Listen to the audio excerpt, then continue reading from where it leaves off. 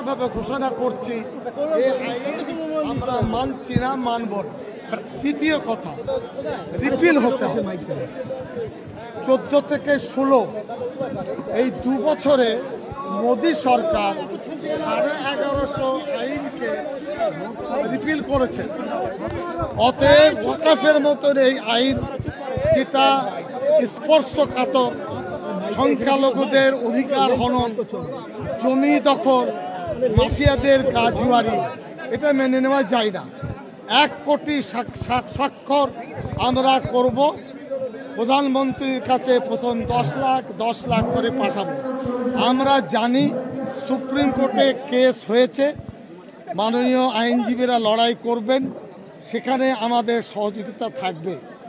এই 1 কোটি স্বাক্ষর দিয়ে প্রমাণ করতে চাইছি যে আপনি সংবিধান রক্ষার পরিবর্তে সংবিধানকে পদদলিত করছেন, বেআইনি কাজ করছেন। এটা আমরা হতে দেব না।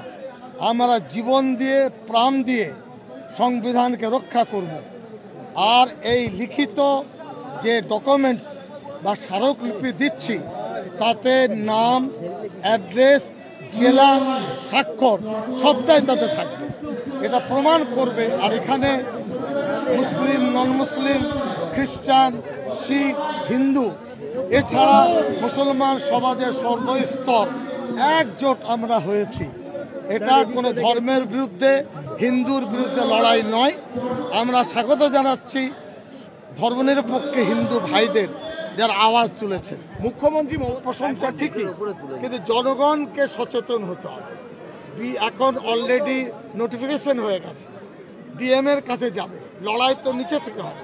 আমরা মানুষকে চেতনা দিচ্ছি যে 37,000 গ্রাম, যেখানে সারা বাংলার প্রায় 77% গ্রামের মানুষ, 23% শহরে। আজ মল্লিক বাজার, শিয়ালদা, ধর্মতলা, এই পুরো 4 কিলোমিটার চত্বরে জনজোয়ার। আমি দুঃখিত তাদের জায়গা দিতে পারিনি, সময় মতো ওই রানীরাসমণি পাইনি। তার কারণ ওটা আর্মিতে গত নভেম্বরের সবার জন্য আমার কাছে নোটিশ পাঠিয়েছে। আপনি বললেন 50,000 হলো 5 লাখ, কই হচ্ছে?